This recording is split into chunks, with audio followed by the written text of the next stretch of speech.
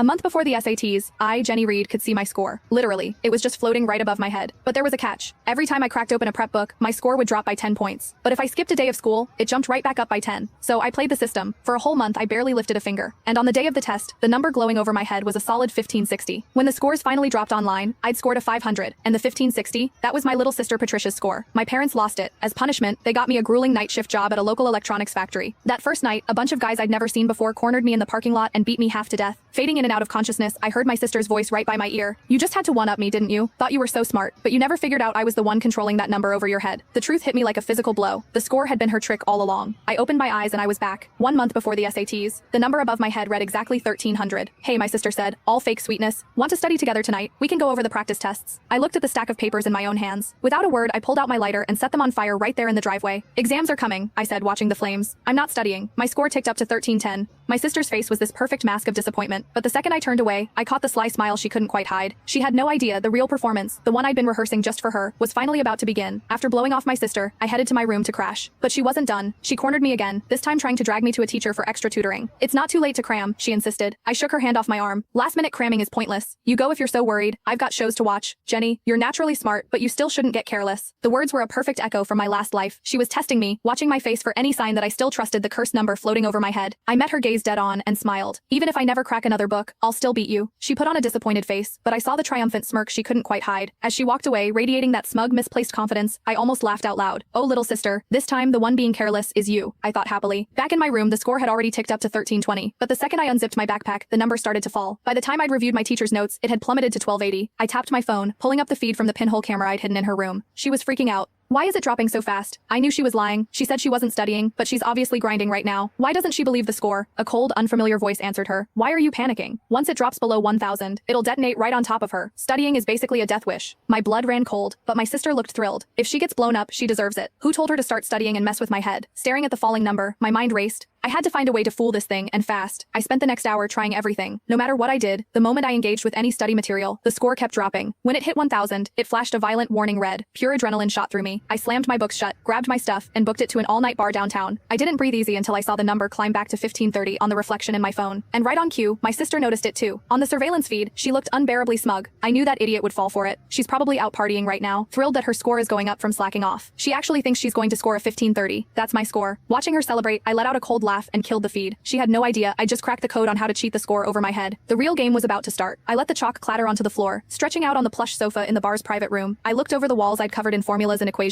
That's what I'd really been doing all night, and the score floating above my head hadn't detected a thing. A waiter knocked, telling me my time was up.